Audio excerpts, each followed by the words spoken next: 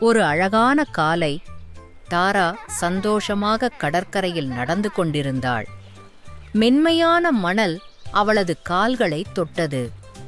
அலைகள் மெதுவாக சுழன்று கொண்டே சல் சல் என ஒலித்தன. தாரா சிப்பிகள் சேகரிப்பதை மிகவும் விரும்புவாள். அவள் சின்ன சின்ன சிப்பிகளையும் மின்னும் வண்ணச் சிப்பிகளையும் எடுத்து பார்த்தாள்.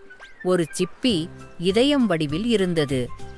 அவள் அதை எடுத்து காதுக்கு அருகில் வைத்து கேட்டாள்.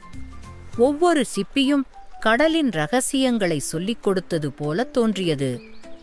அவள் இன்னும் கடற்கரை வழி நடந்தபோது மணலில் புதைந்திருக்கும் ஒரு இளஞ்சிவப்பு மின்னும் சிப்பி அவளது கண்களை ஈர்த்தது. தாரா கண்டு ஆச்சரியமாக அதை எடுத்து பார்த்தாள். அப்போது ஒரு சிறிய குரல் கேட்டது. என்னை கண்டதற்கு நன்றி. தாரா சுற்றிலும் பார்த்தாள். யாரும் அங்கு இல்லை. அந்த குரல் சிப்பியில் இருந்து வந்தது. நான் ஒரு மந்திரச் சிப்பி என்று அது மெதுவாக கூறியது. நான் ஒரே ஒரு உன் விருப்பத்தை நிறைவேற்ற முடியும். தாரா சற்று யோசித்தாள். பொம்மைகளும் இனிப்புகளும் எனக்கு விருப்பமில்லை. தாரா சிரித்துவிட்டு சொன்னாள், என் விருப்பம் கடல் உயிரினங்கள் எல்லாம் எப்போதும் பாதுகாப்பாகவும் மகிழ்ச்சியாகவும் இருக்க வேண்டும். சிப்பி பிரகாசமாக மின்னியது. பின்னர் மெதுவாக தாராவின் கைகளிலிருந்து வெளியேறி அலைகளுக்குள் நோக்கி குதித்து மறைந்தது. அதோடு கடல் முழுதும் மகிழ்ச்சியால் நிறைந்தது. டால்பின்கள் மேலே குதித்து விளையாடின. ஆமைகள் கால்களை அசைத்து ஆடின. மிக வண்ணமயமான மீன்கள் சுற்றி சுற்றி ஆடியன. தாரா அதைக் கண்டு மகிழ்ந்தாள்.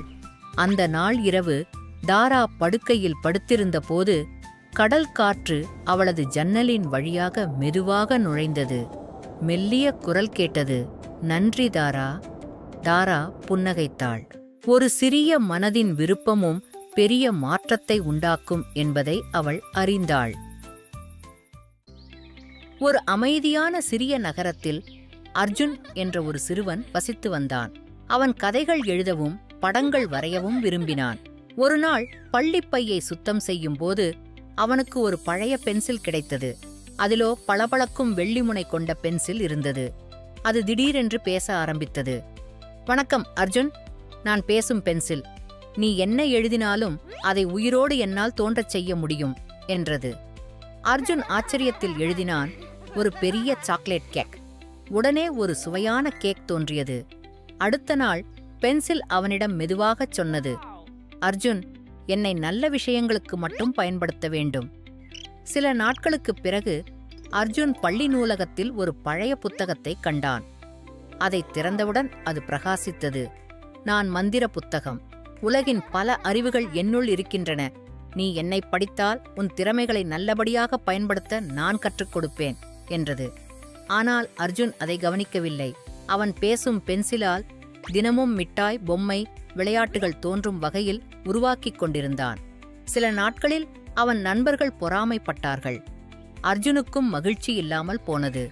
ஒரு மாலை மந்திர புத்தகம் அன்பாகச் சொன்னது, அர்ஜுன், உண்மையான மகிழ்ச்சி மந்திரத்தில் கிடைக்காது. அது பகிர்விலும் கற்றலிலும் உழைப்பிலும் தான் கிடைக்கும். உன் பென்சிலை உனக்காக மட்டும் அல்லாமல் பிறருக்கும் உதவ பயன்படுத்திப் பார்.